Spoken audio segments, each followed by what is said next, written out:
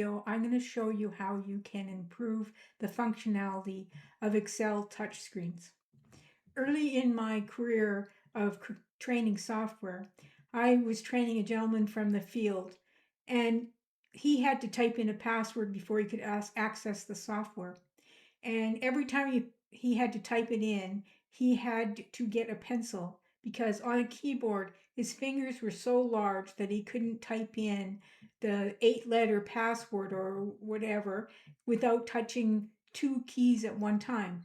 So with a pencil, he was able to do it. But then when they turned to the keyboard being on the screen, he was totally lost. He could not get in without being locked out from touching too many buttons at one time with his fingers. So that defines a problem that there is with touchscreens. And Excel is designed for the pointer to be a teeny tiny thing. And so if your fingers are touching 2 cells at once or not the right cell, how would you know? So this is the standard issue Excel sheet. And so here's my outgoing sheet. And I have run a little bit of code. And I'm saying that the minimum that these should be is the font should be 14 so that you can read what you've done. The spaces should be minimum 25 wide so it can fit everything in there. Now, there also, I think that you need to have big buttons. So if you want to go back to the incoming sheet, which you could go there, and on the main menu, and I have main menu here, the main menu I have incoming, outgoing, and inventory.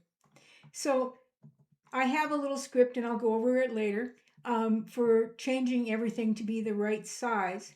But let's go to inventory.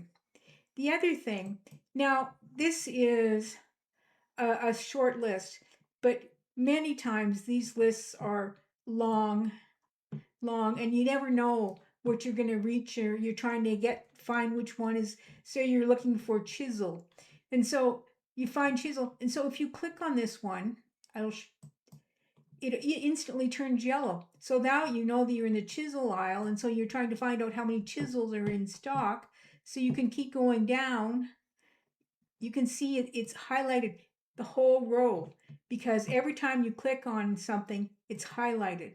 And that is a really nice feature for touchscreen, just for the fact that you never know if you've hit the right one or whatever, if you've hit 2 of them.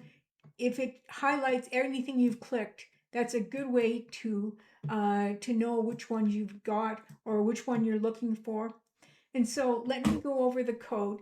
First of all, I'm going to go over the formatting one, and basically it's set up for, so let's go to our incoming sheet, and I'm going to run the code.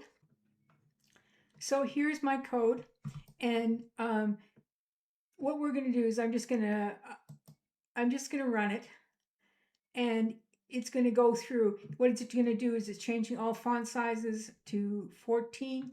It's changing the width of every column to 25, and it's changing the row height to 30. So let's just run this code. And there you go. Now, isn't this easier to read? Isn't this easier to find out whether you've got the right thing in or whatever else? So there you go. Now, the other code that I'm going to show you is my click, so that inventory or that items that are clicked are turned yellow. So I'm going to right click on here, and I'm going to go to View Code.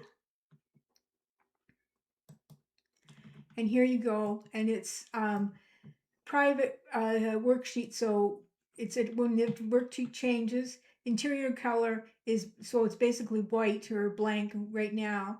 And then the target interior color changes to this light yellow when you clicked it. So this is a very handy thing to have as well. So those are the 2 big takeaways that I would do if you have an Excel sheet that is touchscreen. Please subscribe.